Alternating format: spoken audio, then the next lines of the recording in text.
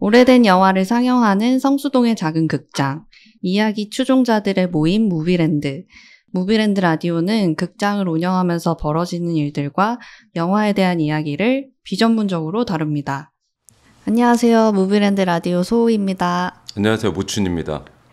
또 한 주가 지났습니다. 근데 사실은 우리는 2주가 지났죠. 네. 저희가 지난번에 녹음을 2개를 해서 저희 오랜만에 하는 것 감각으로는 같아요. 되게 오랜만에 녹음하는 느낌입니다. 잘 네. 지냈어요? 어떻게 지냈어요? 너무 정신없고 바쁘고 떨리고 등등등이네요. 지금 2월이 됐잖아요. 네. 약속의 2월. 지금 정말로 이제 목전으로 다가왔어요. 맞아요. 저는 일본도 다녀오고 저도 며칠 사실은 전에 출장 같이 가려고 했는데 못 갔죠. 티켓비 날렸어요.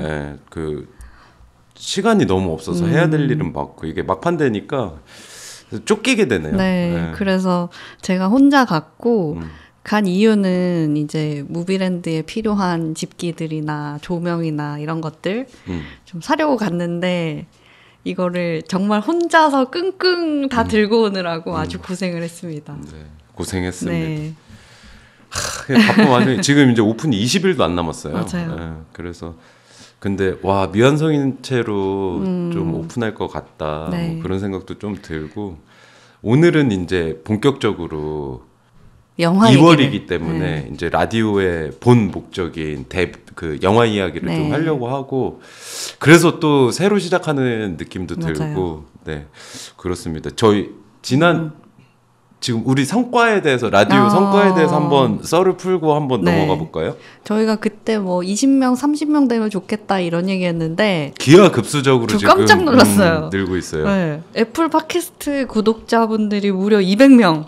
돌파했습니다. 저희가 이거 세 자릿수. 사람을 그 구독해 주시는 사람 수를 확인하는 거가 어딘지 몰라서 모르고 이렇게, 있다가 했는데 100단위가 된다고 해서 되게 깜짝 놀랐고 네. 스포티파이도 저희 나름은 좀 수직 상승 아닌가 이 정도면 2배 이상 상승했습니다. 네, 저희가 마지막으로 체크했을 때가 27명이었는데 네, 64명으로. 네, 이제 그 거의 100명에 육박하는 100명에서 40명이 모자라는 하고 팟빵도 팟빵도 네, 43분. 네.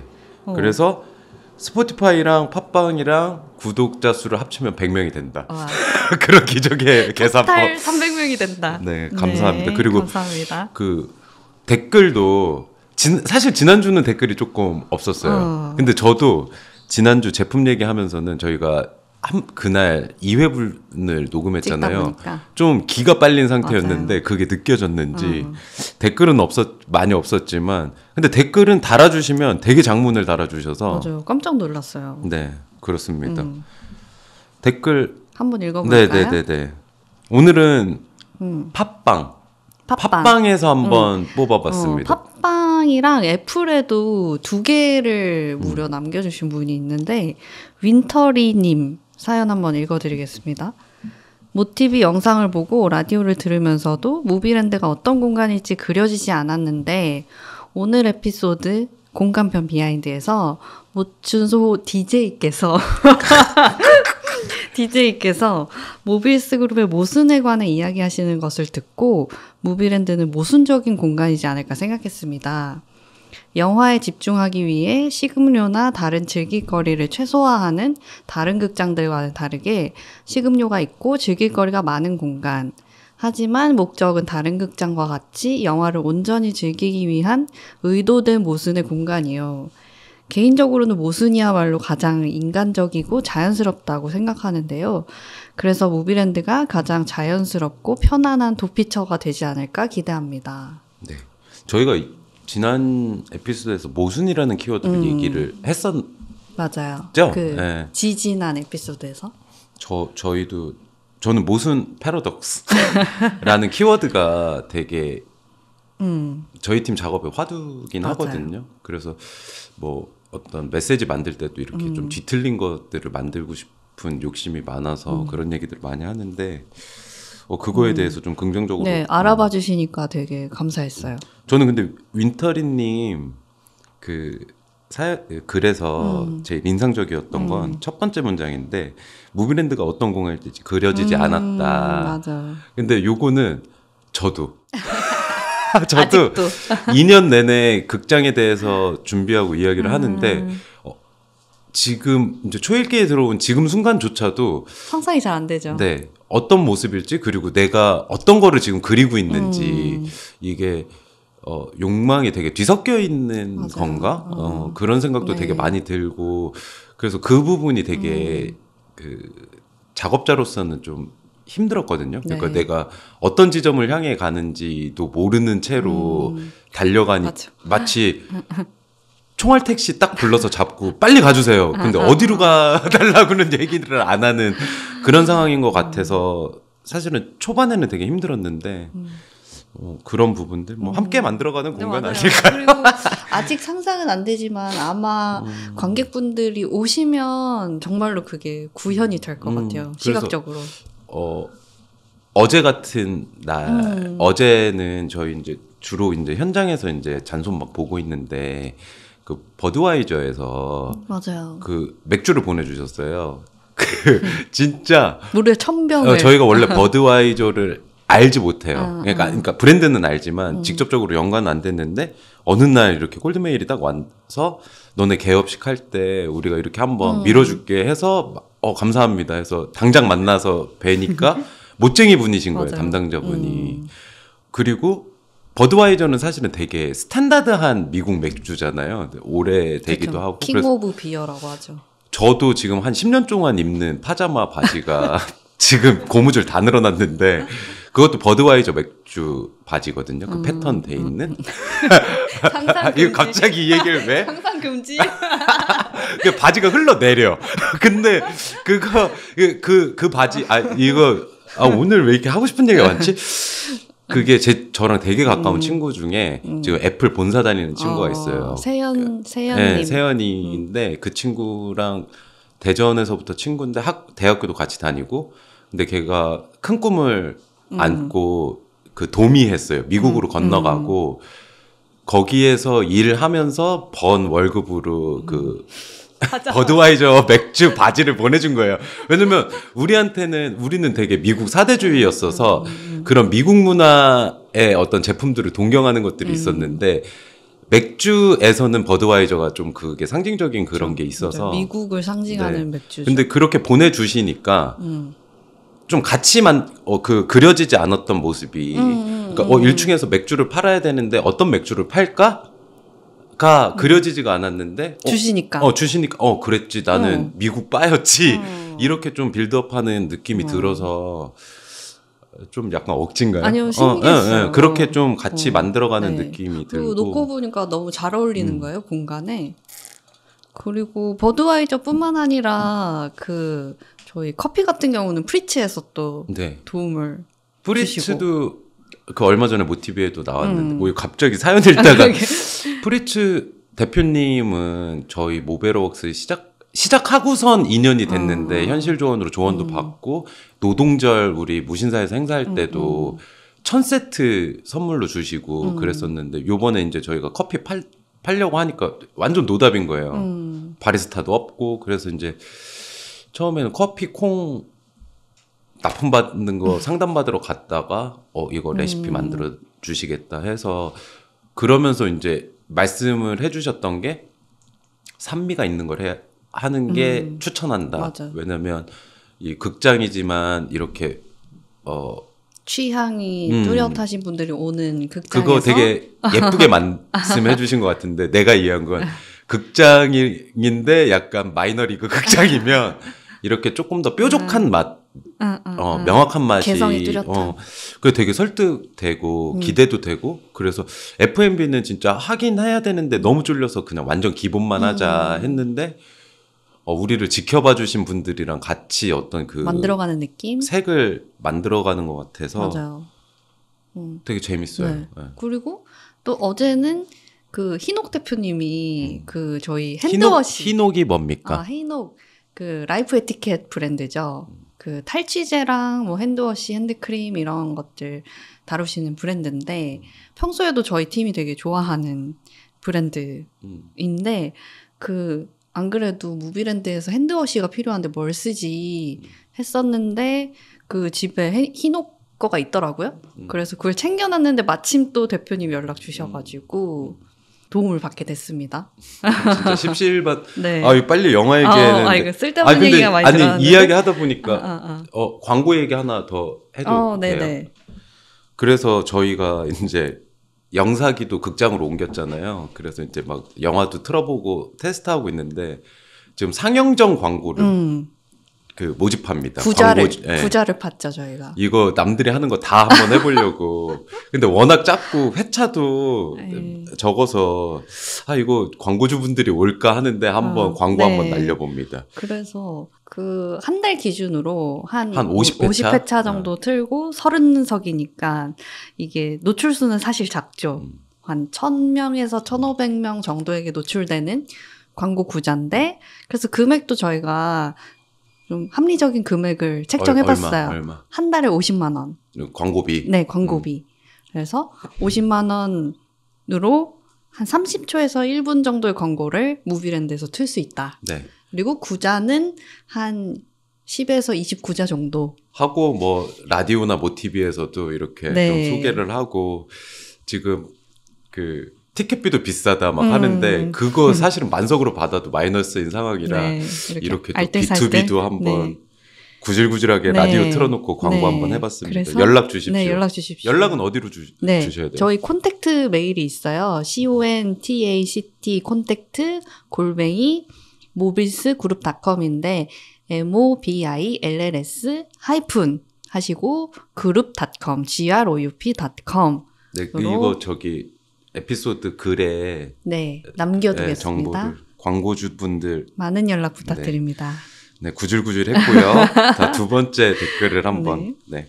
두 번째 사연은 수건봄님 주신 사연이고요. 무신사에서 팝업하셨을 때 영화 쪽에서 일한다고 하니 무추님께서 영화를 정말 좋아하신다는 말씀을 하셨던 게 기억에 남아요. 모베러하우스의 색깔과 극장이란 공간이 믹스되어 어떤 곳이 나올지 정말 기대 중입니다.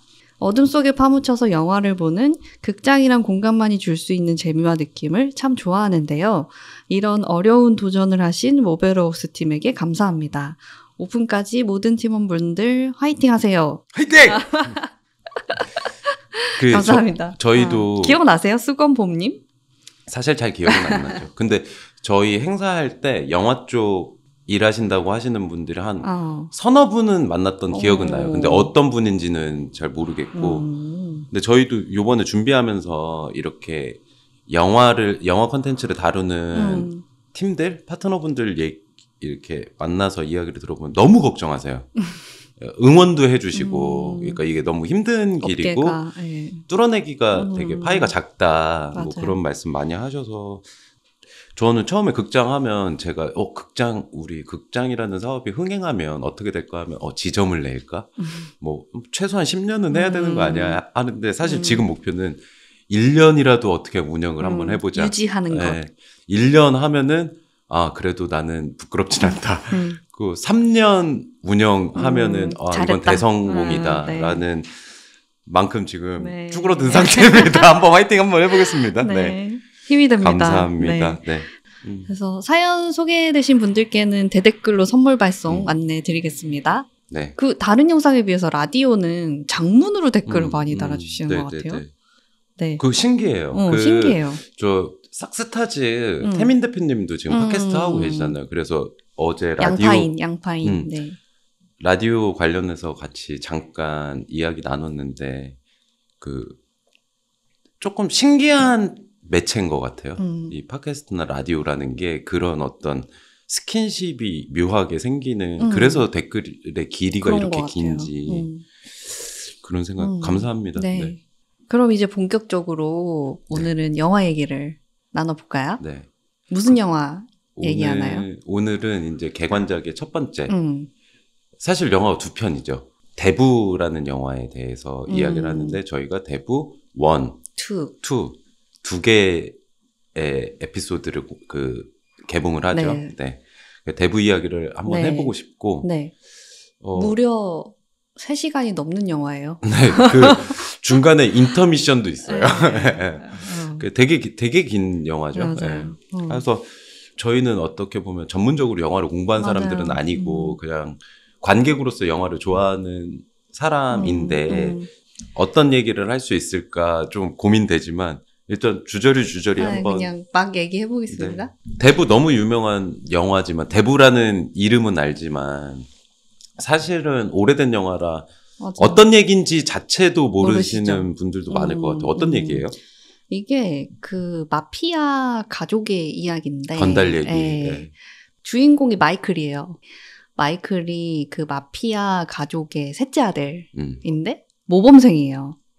그러니까 선한 네. 그리고 그 이 가족은 이탈리아계 이민자로 미국에 건너온 가족이고 이제 거기 셋째 아들 마이클이 주인공인데 이 셋째 아들이 되게 모범생이고 그 마피아와는 관계없는 그래서 가족이 가는 길을 가지 않겠다라고 이야기하던 사실은 이것도 그 마이클의 아빠가 이렇게 첫째 아들은 건달로 후계자로 키우고 얘는 그냥 그 공부시켜서 정치 그러니까 더 큰 권력으로 그치. 보내려고 이제 판을 짰던 약간 그런 거였죠. 그런 마이클이 사건을 하나 마주하게 되는데 그 마피아 두목 아버지가 총을 맞게 되는 사건을 목격하고 그때 결심을 하는 거죠. 복수하겠어. 그래서 아빠의 복수를 하기 위해서 이 가족을 지키기 위해서 가족을 지키기 위해서 어둠의 세계로 발을 들이고 발을 들이면서 일어나는 마이클의 어떤 갈등이나 변해가는 모습을 다룬 영화죠. 이거 맞나? 니체가 한 말 맞나요? 그 괴물의 심연을 보는 사람은 조심해야 된다. 그러니까 괴물이 돼간다. 자기가 맞아요. 그 괴물의 심연 딱 그 얘기인 것 맞아요. 같아요. 그러니까 패밀리 비즈니스를 하는데 그거가 부끄러운 것 같아요. 마이클이 최초에는. 처음에는. 근데 어쩔 수 없이 그 가족의 일원이기 때문에 나서서 어떤 일을 행해야 되는 상황인데 그렇지만 나는 내가 깃발을 들었으면 이게 긍정적인 방향으로 개선하겠다라는 어떤 심상이 있었는데 딸려가는 거죠. 그냥 변해가는 흐름의 어떤 그런 거고 그 마이클이 처음에는 여자친구한테 그러죠. 나는 깡패가 되지 않을 거야. 합법적인 사업으로 운영할 거야 하는데 이제 살인을 저지르게 되고 이제 그런 과정들 속에서 사실은 어떻게 보면은 살인이나 이런 조직의 일이나 이런 거가 그러니까 정의롭지 않은 일이잖아요. 근데 영화를 보다 보면 그 마이클의 심리나 이런 것들이 이해되고 납득하게 되는. 근데 이게 되게 깡패, 건달은 우리 실생활에서는 되게 먼 얘기잖아요. 거의 맞아. 판타지에 가까운 상황들이라 이거를 그냥 극으로 그냥 이해하게 되지만 사실은 이거 되게 비유적인 얘기 같거든요. 그러니까 우리도 지금 회사 생활하면서 겪게 되는 거랑 똑같은 그 맞아. 사람을 죽이냐 마냐의 그 물리적인 그것만 다르지 연맥이고 맞아요. 등에 칼 꼽는다는 표현도 막 하잖아요. 그런 거랑 똑같고 또 막 이런 마이클이 계속 화낼 때나 그 K한테 그 저기 와이프한테 얘기할 때도 가족을 지키기 위해서야 또는 가족을 위해서야라고 하지만 뭐 마이클은 와이프도 귀싸대기 때리고 그리고 그 가족 일원들도 마이클한테 다 쫄고 심지어 마이클이 살인도 하잖아요. 맞아요. 가족을 그런 것들을 보면서 가족을 위한다지만 이게 진짜 가족을 위한 건가? 그런 거에 대해서도 좀 그러니까 우리가 뭐 저는 우리 팀에 대해서도 되게 생각을 많이 해요. 그러니까 모빌스 그룹도 일에 대해서 재밌게 바라보고 실험하고 새로운 모습을 보여준다고 하지만 드러나지 않는 면에서는 갈등도 되게 그렇죠. 많고 이렇게 하는 게 맞나? 이렇게 갈아 마시는 게 맞나? 그런 것들을 양면적이죠. 사실. 근데 저는 지금 조직에서 리딩하는 역할이잖아요. 그러면 저도 억지 부릴 때가 많거든요. 뭐 이렇게 친구들한테 할 때 야 이거 이렇게 해야지 힘들어도 이렇게 해야지 뭐 더 야근해야지 하는데 그게 우리를 위해서야 더 즐거운 일을 위해서야 하는데 그게 더 좋은 결과물을 위해서야 그것들이 맞는 건가? 네. 그런데 모빌스 그룹 안에서에 있으면 그게 그거에 대한 문제의식이 없는데 이렇게 대부를 보면 우리가 관음을 하는 거잖아요. 저 상황들을 맞아. 좀 멀리서 전지적인 시점에서 바라보고 할 때 미러링 되는 느낌도 되게 많이 들고 그래서 최근에는 이제 영화를 셀렉하고 다시 어떤 이야기를 할까 했는데 제가 사실은 셀렉했을 때 소개하고 싶었던 얘기랑 다르게 지금 제가 처한 상황에서 그 영화를 바라보게 소개하면, 되고 그래서 그냥 한마디로 정의 내리면 지금 제 시점에서 너무너무 슬픈 영화 슬퍼요. 였어요. 그리고 네. 되게 그런 마이클이 가족을 위한답시고 살인을 저지르고 하는 과정 속에서 느끼는 그 고독과 외로움이 너무 슬프고 이 마이클을 연기하는 알파치노가 실제로 이 영화를 찍는 동안에는 그 누구와도 말을 섞지 않았대요. 이 고독함을 표현하기 위해서. 저도 지금 극장을 준비하면서 말을 멤버들이랑 말을 잘 안 섞고 있잖아요. 네, 농담입니다. 네, 네. 그래서 그런 어떤 대의를 위한 일을 하면서 그럼 이것도 결국 모순에 대한 이야기 같고 그렇습니다. 네. 70년대 작품이에요. 네, 언제 처음 보셨어요? 이 영화를? 저는 이 영화를 제가 제일 많이 본 영화거든요. 살면서. 네. 거의 진짜 1년에 한 번씩은 봤던 것 같고 최근 몇 년은 그렇진 않은데 처음 봤던 기억은 거슬러 올라가면 저 거의 초딩 때였던 것 같아요. 근데 그때는 집중해서 본 건 아니고 무슨 뜻인지도 모르고 봤을 것 같은데. 끝까지도 못 봤어요. 근데 왜 그게 기억이 남냐면 저 초딩 때는 영화를 접할 수 있는 게 저는 2개였거든요. 비디오 가게에서 비디오를 빌려서 보거나 또는 주말의 명화 MBC에서. 근데 주말의 명화는 되게 저한테는 그때 이벤트였어요. 주말이 되고 그러니까 노는 날이고 영화라는 거는 접하기 좀 그러니까 쉽지는 않은 컨텐츠인데 그거를 기다린다는 거. 그래서 뭐 우리에게 내일은 뭐 내일을 향해 쏴라 뭐 그런 것들 스팅 뭐 그런 것들이 너무 이제 저 진짜 시골이었어서 사는 데가 와 이런 세계가 있나 막 그런 것들이 되게 신기하게 좀 꿈으로 연결하는 길목 같았어요. 주말의 명화가. 그래서 주말이 되면 누나랑 같이 기다렸어요. 영화를 보려고. 따다다단 그거 광고 기다리면서 누나랑 주로 봤는데 이 노래 알면 나이가 나오죠. 그리고 엄마 아빠는 사실은 별로 관심 없었어요. 주말의 명화에 대해서. 근데 어느 날 주말의 명화에서 대부를 틀어준다고 했던 것 같은데 그랬는데 우리 엄마가 의자를 테레비 앞에 딱 놔두고 안경을 끼고 완전 각 잡고 그거를 딱 기다리고 있는 거예요. 그래서 그 엄마 뒷모습이 떠오르거든요. 그래서 그때 제 인상은 이게 뭐길래? 이렇게 우리 엄마가 하고 이제 이렇게 궁금하니까 이제 봤는데 그 첫 씬 보면 되게 어둡고 어둡죠. 제 어린 나이엔 이해하기 어려운 얘기들을 하잖아요. 뭐 나는 미국을 믿었습니다. 막 그런 되게 상징적인 얘기들을 막 하잖아요. 그래서 그냥 나는 뭐 그냥 이런 게 있구나 정도로 끝났고 그 다음에 이제 그냥 이게 되게 대단한 영화구나라는 느낌만 있다가 고등학교 때 이제 토렌트 막 그런 거 왔다 갔다 할 때 보고 와 멋있다. 근데 그때 멋있다는 약간 이런 거였어요. 그 남성미. 그러니까 무드가 나쁜 남자. 맞아. 그 힘으로 누르는 막 그런 카리스마. 그런 게 참 멋있다. 나도 저렇게 까지고 싶다. 뭐 그런 게 있었고 그 다음에 대학을 갔는데 대학에서 그 영상 영화의 기초 이해 뭐 그런 수업을 들었는데 이제 영화를 하나 레퍼런스로 놓고 분석할 때 대부를 딱 가져오더라고요. 근데 대학에서 수업을 받는다는 거는 되게 아카데믹한 느낌이잖아요.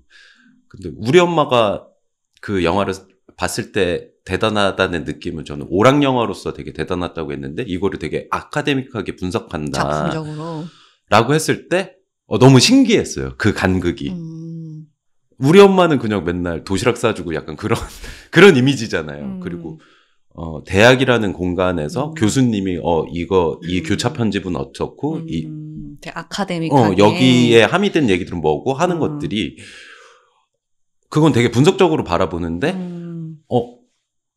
그래서 우리가 무의식적으로 꽂혔었구나. 사람들이 뭐 그런 거에 대해서 소름. 그리고 이제 과제 같은 게 있을 거잖아요. 그 영화에 대해서. 그래서 이제 분석을 하면서 조금 충격적이었던 거는 32라는 숫자. 그게 뭐예요? 32?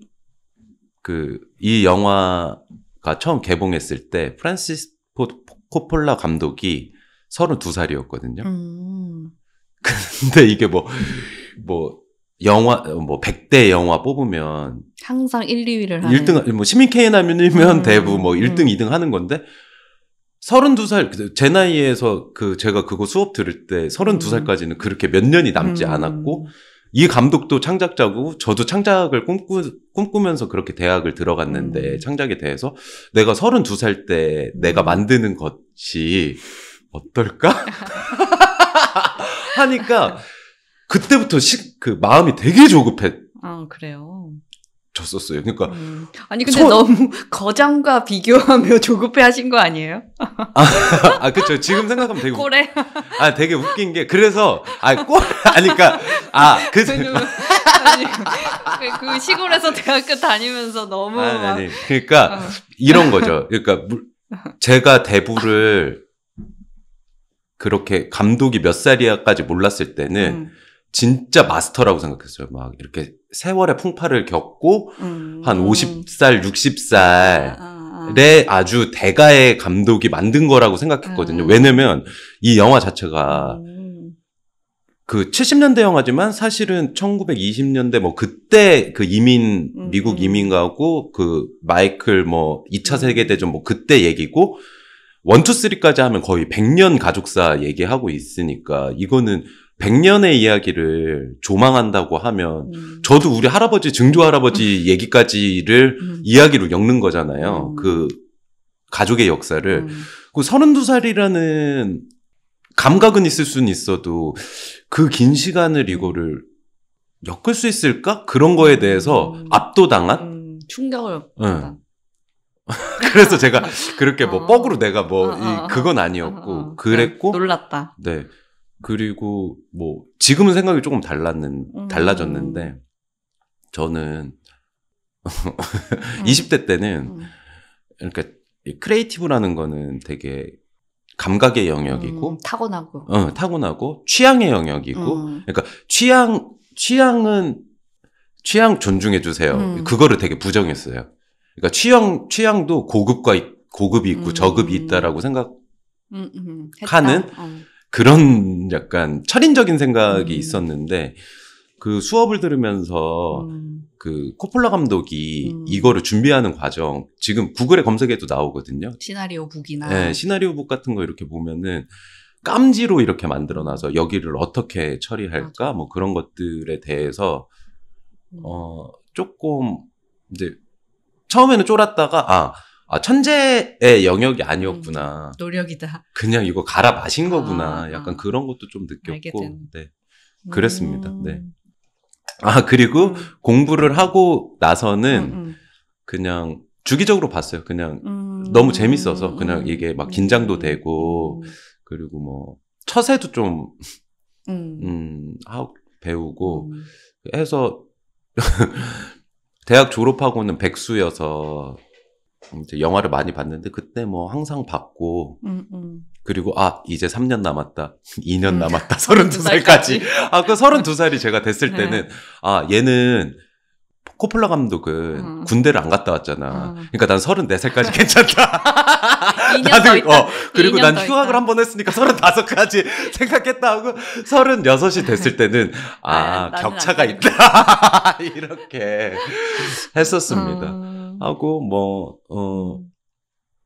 그랬었어요. 네. 그리고 그때는 그냥 그런 거 되게 모비스 시작하기 전까지의 전 상황에서 대부를 봤을 때는 마이클에 대해서 되게 빙의해서 영화를 감상했던 것 같아요. 그래서 그러니까 이거는 어떻게 보면 변명인 것 같아요. 그러니까 마이클도 자기의 이상이 있었잖아요. 어떻게 보면 초반부는 이상주의자라고 할 수 있는 합법적으로 이 조직을 만들어 가겠다. 그리고 물론 조직이 번 돈으로 내가 공부를 하지만 부끄러워하는 거가 그렇죠. 있고 불법적인 것에 대해서 어쩔 수 없는 상황에 의해서 내가 다시 발을 담그게 돼도 나는 이걸 빨리 처리할 수 있어 라고 하지만 결국엔 변해가잖아요. 그렇죠. 어쩔 수 없는 상황들 더 때문에 악한 상황으로 가죠. 그냥 거기 나오는 사람 중에 제일 깡패가 되잖아요. 그런 거 보면서 아 이거 또 비웃을 것 같은데 그러니까 저도 작업하면서 아 클라이언트가 이해 못했어. 이렇게 나는 더 잘할 수 있는데 뭐 그랬던 것 같고 그 다음은 그러면서 이제 좀 마이클이 측은하기도 했어요. 제일 나쁜 짓을 하지만 근데 이제 최근에 준비하면서 봤을 때는 이게 그냥 그 상황의 문제일까? 그러니까 마이클이 정말 착했던 것일까? 원래 악했던 것은 아닐까? 뭐 이분법적으로 얘기할 수도 있지만 착한 것도 있고 나쁜 모습도 있는데 그게 발현된 걸 수도 있고 그럼 왜 그렇게 발현됐을까 하면 그런 환경적인 요인인 거잖아요. 그래서 저는 최근에 생각하는 건 조직이라는 시스템이 인간들이 만들어 그러니까 효율적으로 삶을 살아가기 위해서 만든 어떤 체계잖아요. 근데 그것이 과연 맞는 것인가에 대해서 그러니까 필요하긴 한데 그게 맞는 것인가 그런 거에 대해서 되게 고민하게 되고 그 저희가 영화 이제 곧 2월에 개봉을 하면 영화 포스터를 저희가 직접 그리잖아요.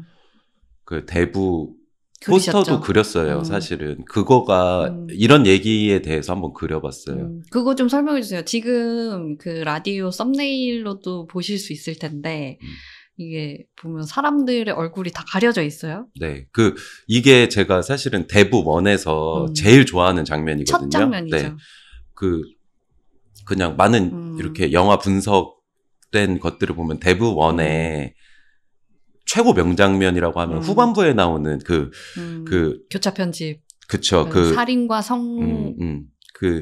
마이클이 다른 건달들 다 죽여버리는 장면과 세례를 받는. 자기가 대부가 되는 장면. 그 성당의 홀리한 장면을 교차 편집해서 선과학을 대비시키는. 네.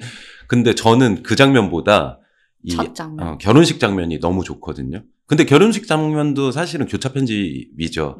그러니까 밖에서는 결혼식이 너무 아름다운 코니 음악과 그런 사람들의 아름다운 모습이 있고 사무실에는 청부살인을 계획하고 뭐 그런 것들인데 그 첫 번째 장면들이 결국에는 대부 트롤리지를 보여주는 그냥 함축적으로 시적으로 보여주는 장면인 것 같거든요. 맞아요. 그리고 그냥 너무 아름답고 그냥 장면 자체도 너무 아름답고 그래서 저는 항상 그 음악이 생각나요. 이태리 민요. 그러니까 대부를 떠올리면 그래서 저희도 대부 트는 날에는 극장에서 그 노래를 막 계속 틀고 싶고 뭐 그런데 그 꽃들, 뭐 드레스들 그리고 저도 그런 거 생각나거든요.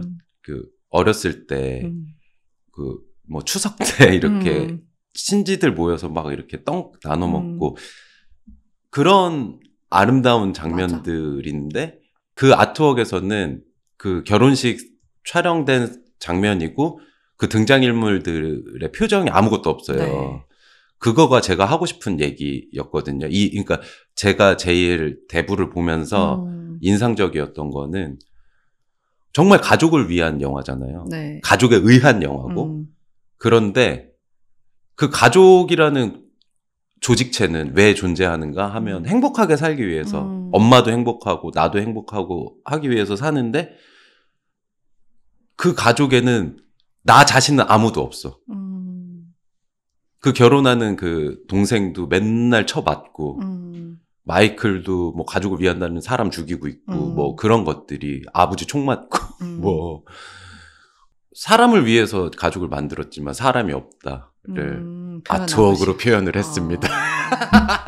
그리고 그 영화를 보면서 조직 역시 사람을 위한 것이지만 그 조직 안에는 과연 사람이 존재하는가 이런 의문까지 네. 들게 만드는 네. 그런 영화 같아요.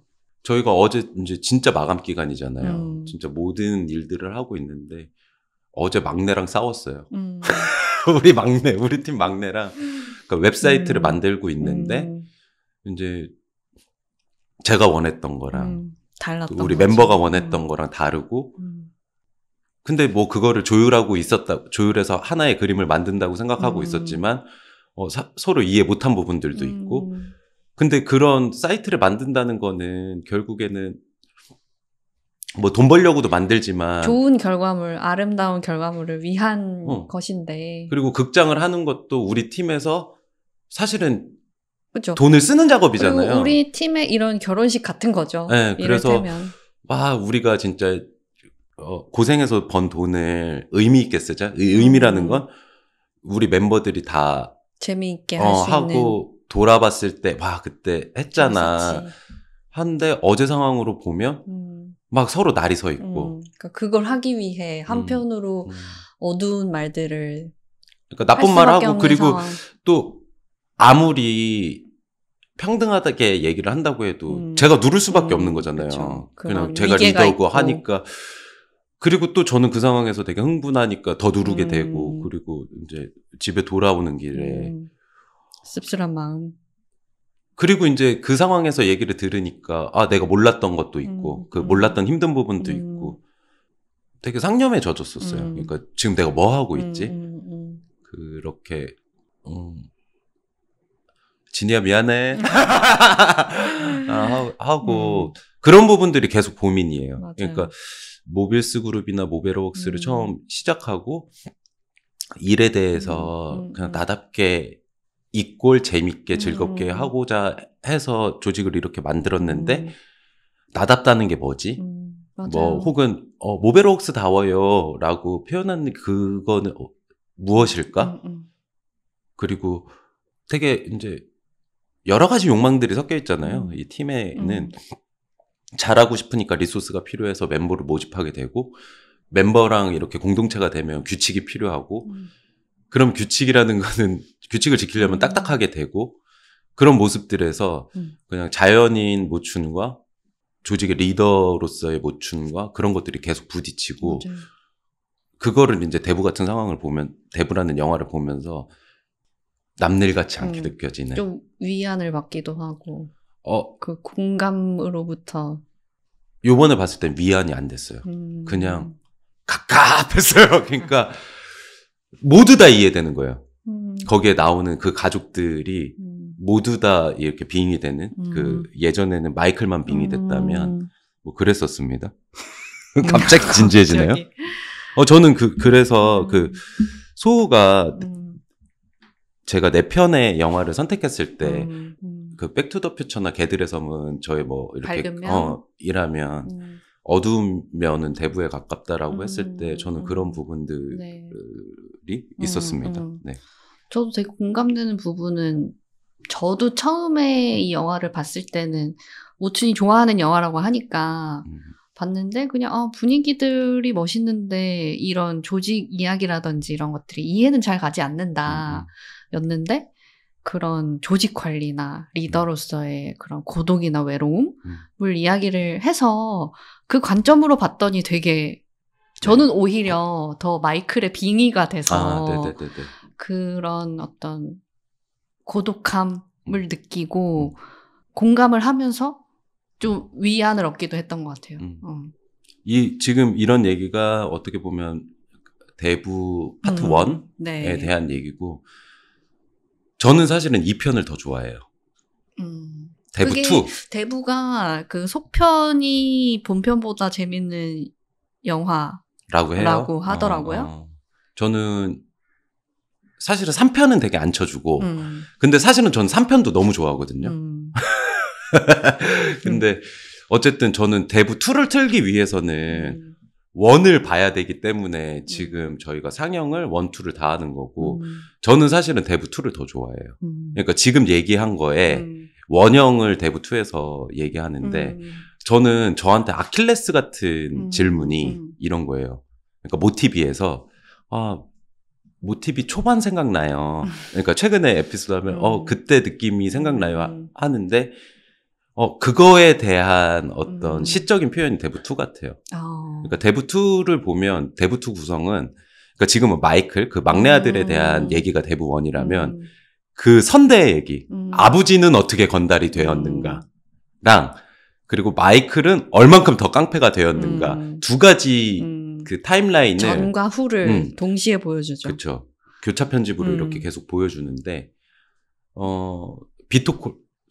돈콜레오네? 비토 콜레오네 맞죠? 비토. 네, 그러니까 데브1에서 말론 브랜도 역할 아버지? 그리고 로버트 드니로가 젊은 시절에 이 편에 네.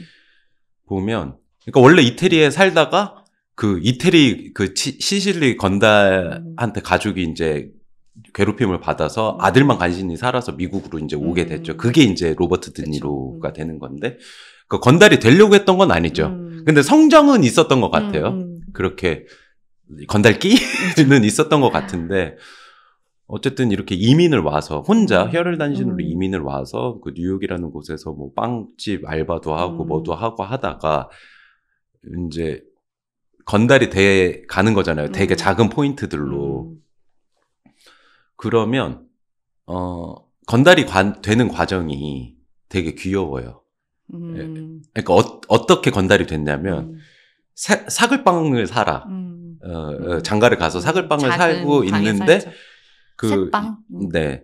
되게 할렘이니까 건물들이 되게 좁잖아요. 그러니까 옆 건물에 있던 건달이 총을 숨겨달라고 창문을 통해 건네주고 그러다가 이제 어둠의 길에 한 발 갔고 그 건달이 뭐 이제 고맙다 숨겨줘서 고맙다 해서 이렇게 그 선물을 주는데 작물을 주고 그러면서 친구가 되고 뭐 그 동네에서 그 건달도 있는데 그 사람한테 그 뭐죠? 제가 너무 설명을 하고 있나요? 그 자릿세 같은 것들을 내고 그런 거에 불합리를 느껴서 살인을 하게 살인을 저질렀는데 그러다 보니까 동네 소문나서 뭐 이제 부인 통해서 되게 소소한 부탁을 받게 되고 네, 그러니까 뭐 집주인이 개 키우지 말라고 해서 그것 좀 처리해달라 하면서 점점 깡패가 되는 거잖아요. 그러니까 되게 작은 부분이었는데 네.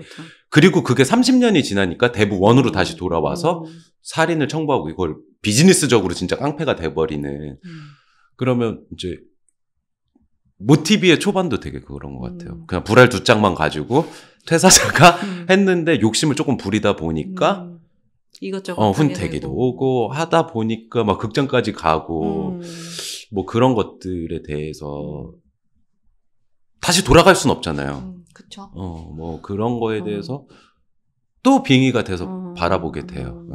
그 이동진 평론가 하시는 영화 리뷰 채널 보니까 그러더라고요. 그러니까 1편이 우연히 나온 되게 아름다운 작품이라면 2편은 그거를 이성적이고 논리적으로 아름답게 설명한 작품이다 라고 하는 거에 되게 공감이 됐고 그 어떻게 보면 모티비 초반의 작업물들도 되게 우연히 나온 것들인데 그렇게 말씀하신 대로 사소하게 시작해서 하나둘씩 늘어가고 하면서 그러니까 극장하면서 느낀 거는 이거를 되게 말이 되게 만드는 작업이다. 그러니까 논리를 위한 논리를 생각하게 되고 그런 면에서 또 1, 2편으로 공감하게 된 포인트도 있었던 것 같아요. 뭐 그리고 저 개인적인 취향은 이방인에 대한 이야기를 되게 끌려 하시잖아요. 네. 그래서 그렇게 뭐 제일교포 이민이나 하와이로 이민 갔던 그래서 제가 지금 최근 6개월 동안 읽었던 책도 태백산맥, 한강, 빠칭코. 아리랑, 빠칭코, 지금 토지 다 그냥 그런 맞아요. 역사의 소용돌이 속에서 개인이 맞아. 그 오준님이 특별히 꽂히는 주제가 이방인이라는 것 같고 좀 사람마다 그렇게 꽂히는 포인트들이 하나씩 있는 것 같아요. 그래서 그 사실은 저희가 개관을 하면서 첫 달 테마를 사실 거의 마지막까지 상경이라는 주제로 준비하고 있었고 그거는 우리도 사실은 이방인이잖아요. 우리 멤버들도 서울 사람이 한 명밖에 없고 다들 뭐 각자의 이유에 의해서 상경을 해서 타지에 와서 이제 그런 거에 그런 선택에서 오는 어쩔 수 없는 쓸쓸함 같은 것들이 저를 자극하는 것 같아요. 맞아요. 네. 그랬습니다. 네. 그래서 그런 이야기예요. 맞아요. 그러니까 많은 사람들이 대부를 좋아하는 이유가 마피아라는 되게 먼 얘기를 다루기도 하지만 그 사람들이 실제로 이렇게 조직 생활이나 가족이나 이런 생활들을 하면서 느끼는 그 모순의 감정들이랑 이런 것들을 되게 멀지만 가깝게 다뤘기 때문인 것 같아요. 그러니까 그렇게 많은 사람들이 이 영화를 좋아하는 이유가 그 삼국지 같기도 하고 그 관람자의 처한 상황에 따라서 해석 받아들여지는 포인트들이 다 시점마다 다르고 그렇습니다. 그래서 좀 영화를 보면 여러 가지 주변의 모순들에 대해서 생각하게 되는데 뭐 예를 들면 우리 조직도 그렇고 또 어떤 누군가의 가족을 살펴보면 그런 것 같아요. 그러니까 아빠가 가족을 위해서 돈을 벌겠다고 매일 야근을 하는 상황이라든지 그러니까 그런 어떤 일상 속에서 겪는 모순들이랑도 맞닿아 있는 영화다라는 생각이 들어요. 나에게 중요한 것을 하기 위해서 아이러니하게 희생해야 되는 어떤 그런 것들. 갑자기 대부 보고 싶어지네요. 진짜 갑자기 얘기를 하니까. 그래서 좀 그런 모순의 지점들을 떠올리면서 이 영화를 보시면 좀 더 느껴지는 바가 많지 않을까 그런 생각을 해봅니다. 네. 그래서 이 영화를 네. 어떤 분들한테 추천해 주시고 싶으세요? 저는 진로를 고민하는 팀장들. 제가 모티비를 시작한 포인트가 퇴사잖아요. 뭐 모티비에서는 이렇게 예쁘게 멋지게 스스로를 포장하면서 얘기를 했죠. 일에 대한 새로운 방식을. 근데 이제 그 시점이 한 3년 4년 흘렀잖아요. 그러니까 그것도 좀 객관적으로 그 상황을 다시 바라보게 되잖아요. 지금 겪게 되는 거랑. 그러면 나쁘게 얘기하면 저 도망갔던 것 같기도 해요. 그러니까 지금도 전에 속했던 조직을 생각하면 정말 대부분 거의 좋았던 기분만 있고 정말 퇴사를 생각하지 않았는데 그때 내가 왜 갑자기 퇴사 버튼을 누르게 됐을까 생각하면 제가 중간 관리자로 올라가고 그러니까 팀장이 되고 얼마 안 있고 그냥 퇴사 버튼을 눌렀거든요. 그러니까 누구보다 팀장이 되고 싶었어요. 누구보다 위로 올라가고 싶었는데 이렇게 내가 챙겨야 되고 내가 리딩해야 되는 사람들이 생겼을 때 부담을 느끼고 잘 못하는 거죠. 그러니까 이게 실무적인 디자인 일을 잘하는 거랑 또 다른 영역. 사람들은 다 각자의 생각이 있고 그것들을 잘 다듬어서 뭐 예를 들면 동기부여도 해야 되고 화합도 해야 되고 그런 것들에 대해서 도망쳤던 것 같아요. 그리고 팀장이 된 많은 사람들이 드러내놓고 얘기를 못해도 이런 부분에 대해서 고민이 있을 것 같아요. 맞아요. 그러니까 팀장이 됐다는 거는 어쨌든 한 조직에서 인정을 받았기 때문에 된 건데 완전 다른 스테이지가 열려버리는 그렇죠. 하기 싫은 일도 많이 해야 되고 거고 마음 같지도 않고 그렇죠. 뭐 그런 것들에 대해서 조금 자기를 객관화시켜서 볼 수 있는 컨텐츠가 아닌가 그런 생각은 좀 들고 근데 제가 그렇다고 여기에 답이 있는 건 아니에요. 그렇죠. 오히려 더 괴로워요. 답답하게. 그러니까 이게 해피엔딩이 아니기 때문에 인생은 모순적이구나. 그냥 진짜 되는. 이거 그냥 이렇게 건달같이 그냥 불도저가 돼야 되는 거라는 말이야? 라고 받아들여질 수도 있는데 그냥 그렇게 그냥 상황을 한번 그 먼발치에서 보는 것만으로도 맞아요. 좀 생각할 수 있는 그래서 제가 최근 생각하는 거는 모베럭스 시작하고 저희가 잘 됐잖아요. 많은 분들이 응원해 주시고 그래서 이런 욕망이 되게 컸어요. 잘 나가고 싶다. 잘 나가고 싶다는 건 뭐 돈을 많이 번다는 것도 있지만 조직도 그럴싸하게 뭐 사무실도 근사하고 사람들도 되게 많고 뭐 우리 팀에는 팀장도 있고 뭐 이렇게 뭐 어떤 파트도 있고 그런 성장이라는 포인트에 대해서 되게 꽂혀 있었던 것 같은데 그 명제가 그러니까 조직은 무조건 성장해야 된다가 참인 명제인가에 대해서 되게 생각이 많아졌어요. 최근에. 네. 그래서 아직 잘 정리는 안 됐는데 조직 문화를 최근에 신에서 조직 문화를 고민하고 뭐 그러는 것들이 다 그냥 근본적으로 조직이라는 거는 불합리하기 때문에 그 개선을 하기 위한 이거 너무 되게 네거티브한 얘기일 수도 있는데 그런 생각을 하고 앞으로 우리의 행보도 그러니까 모빌스 그룹의 행보도 성장이 맞는가 이거 그래프를 제휴로 만드는 게 맞는가 뭐 그런 거에 대해서 좀 이거 조금 점프 뛰는 얘기인가요? 아니요, 뭐 그런 거를 이제 느꼈다라는 거고. 답이 안 나와요. 그러니까 내가 마이클이 된다면 나는 합법적으로 이 상황을 개선할 수 있었을까? 근데 긴 러닝 타임을 보면 그냥 누가 봐도 마이클 저 새끼 왜 저러지? 라고 하지만 나는 더하면 더했을 것 같다. 그런 생각이 들어요. 나도 내 형 죽여버렸을 것 같다. 하지만 내가 그 형이었으면 나도 형처럼 행동했을 것 같다. 그리고 내가 와이프였으면 나도 그렇게 애 데리고 도망갔을 것 같다. 그런 것들. 그러니까 여기에서는 착한 사람도 없고 그렇다고 나쁜 사람도 없어. 그냥 인생은 고행이다. 그냥 다 각자의 상황에서 괴롭다. 근데 그걸 인정하기가 되게 어려운 것 같아요. 인생이 고행이라는 거를. 너무 우울해요? 아니. 네. 근데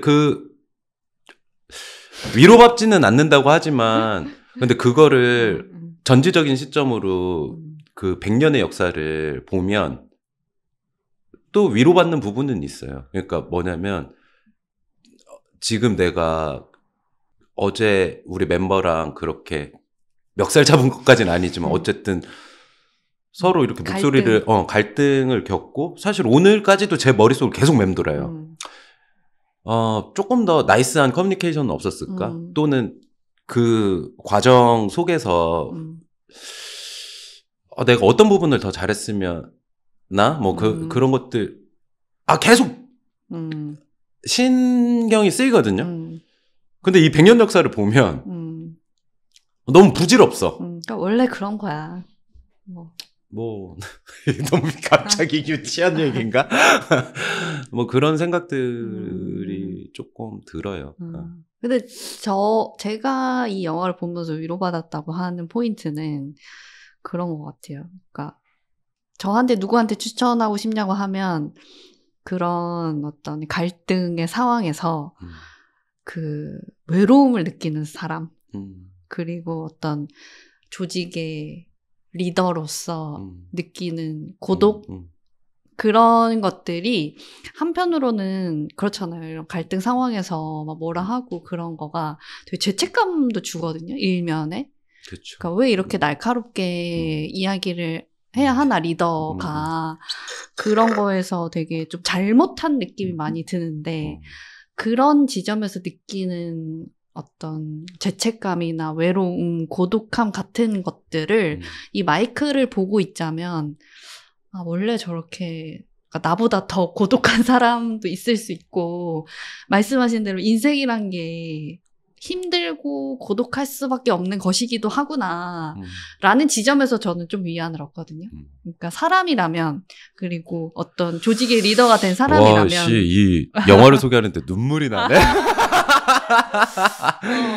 근데 조금 밝게 얘기하면 지금은 우리는 자연인으로서 어떤 사회에서 연극을 하고 있는 거잖아요. 그 롤이 있는 거잖아요. 그랬을 때 오는 어떤 그 괴리감에 대해서 얘기하는데 팀장한테 추천하는 이유는 그냥 어떻게 보면 그 역할을 잘 수행하는 방식으로 바라봐도 그러니까 처세의 방식으로 바라봐도 되게 꽂히는 경구들이 많아요.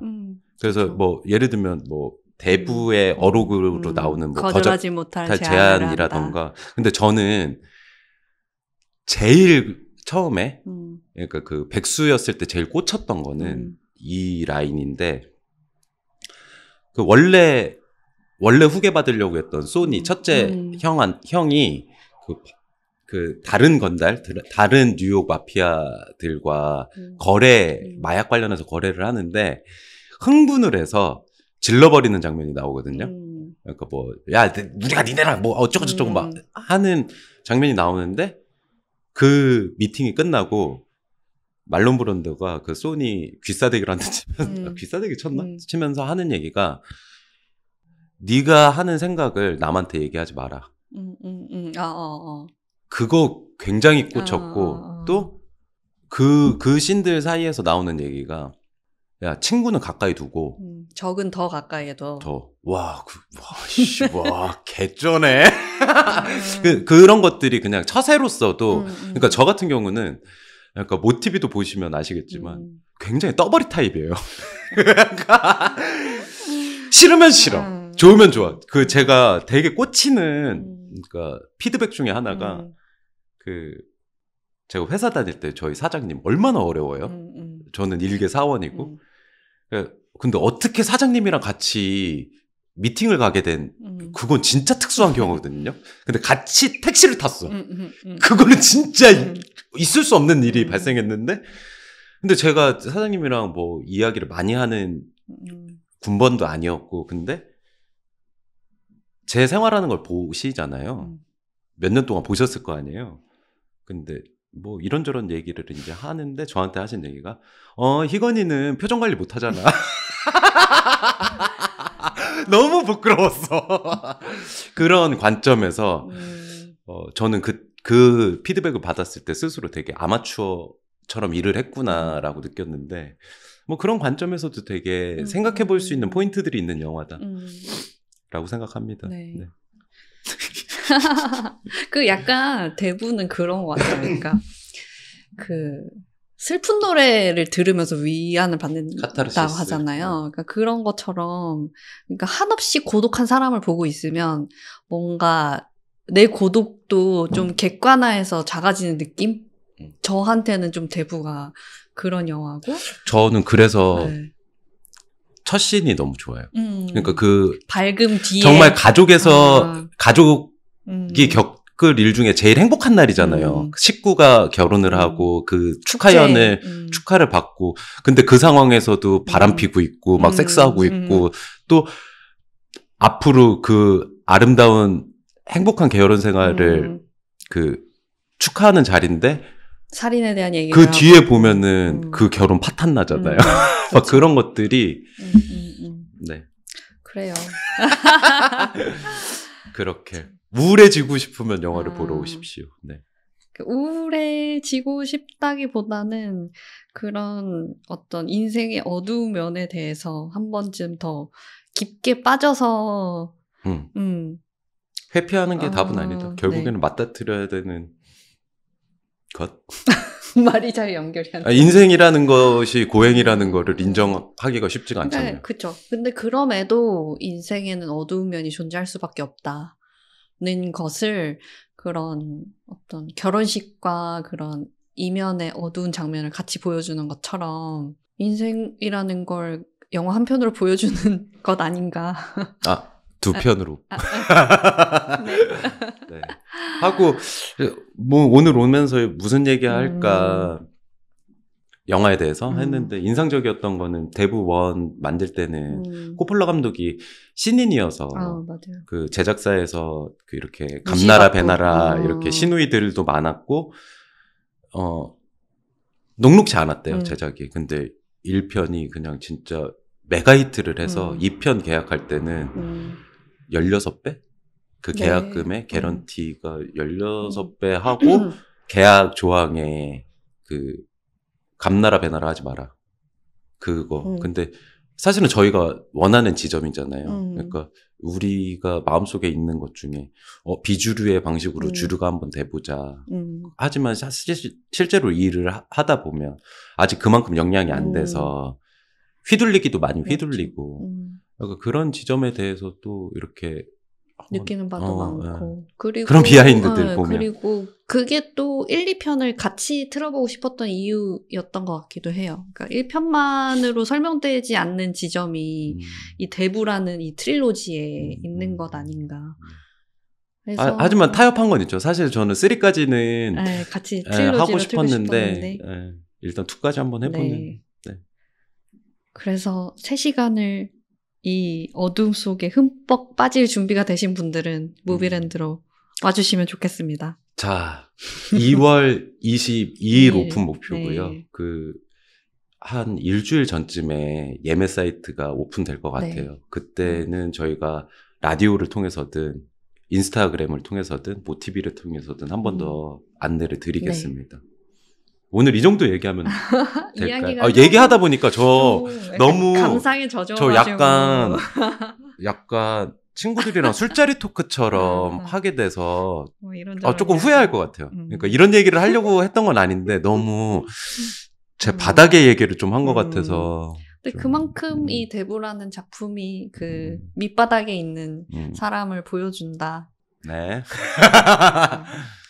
네, 그래서 오늘은 대부 이야기를 한번 해봤고 다음 에피소드는 영화 이야기를 할지 또 극장 오픈이나 운영에 대한 이야기를 할지는 아직 미정이긴 한데 저는 뭐 섞어서 영화 얘기는 하긴 해야 될 것 같아요. 그 무슨 영화를 이야기할지 댓글로 한번 받아볼까요? 네. 저희가 트는 영화는 대부 말씀드렸고 백투더퓨처 있고 그리고 대취협이라는 무협 영화가 있고 그리고 웨스 앤더슨 꽤 최근작이죠. 개들의 섬 있습니다. 이 세 영화를 다 소개할 건데 다음 에피소드에서 가장 궁금하신 것 이야기를 해주십시오. 네. 그래서 오늘 이야기나 궁금하신 점 있으시면 혹은 사연 있으시면 댓글 남겨주시고요. 저희가 이제 어떻게 보면 제작 비하인드를 에피소드를 쭉 하다가 처음 이제 영화 얘기를 했잖아요. 그래서 어떤 영화에 대한 어떤 부분들을 이야기를 할까 고민하다가 요번에 도전했던 거는 우리가 어떻게 이거를 감상평 위주로 갔는데 요대로 계속 갈지 아니면 그거 좀 시덥지 않고 어떤 조금 더 디테일한 이야기를 하면 좋을지 그것도 의견 한번 궁금합니다. 네. 오늘은 돌이켜보면 조금 저 진짜 눈물이 핑 했어요. 속 안에 있는 이야기들 그리고 또 현재 지금 저희의 상황이랑 맞물려서 고민하고 있는 부분들까지 말씀드렸는데 사람들이 이래서 영화라는 거를 좋아하는 것 같아요. 맞아요. 남들의 이야기 끌어낼 수 있는 거. 그러니까 전혀 다른 이야기인데 나에 대입해서 볼 수 있다는 게. 저희 라디오는 유튜브 채널 모티비, 스포티파이, 애플 팟캐스트, 팟빵에서 들으실 수 있습니다. 지금까지 무비랜드의 시네마 토크 서비스 무비랜드 라디오였습니다. 여러분 감사하고 구독, 좋아요, 댓글 부탁드립니다. 감사합니다. 감사합니다. 네.